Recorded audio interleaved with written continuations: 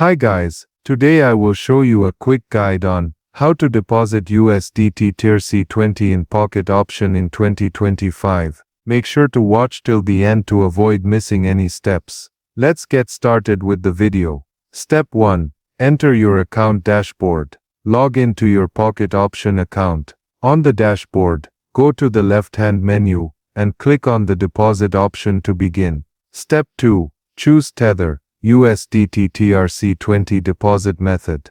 In the finance section, choose the Tether USDT Trc20 option. Make sure you select the USDT deposit method that uses the Tron network, labeled as Trc20. Step 3. Enter deposit amount. Now enter the amount you want to deposit. Make sure it meets the minimum required value, usually around $10. Then click Continue to proceed. Step 4. Receive the wallet address for deposit. Next you'll be shown a wallet address and QR code. This is where you'll send your USDT. A few important tips. Only use the Trc20 network to avoid losing your funds. Never send from a different network like ERC20 or BSC. A new wallet address is generated for each deposit. Don't reuse old ones. Scan the QR code using your crypto wallet app, or copy the address and send the funds. Step 5. Complete the transfer. Once the funds are received,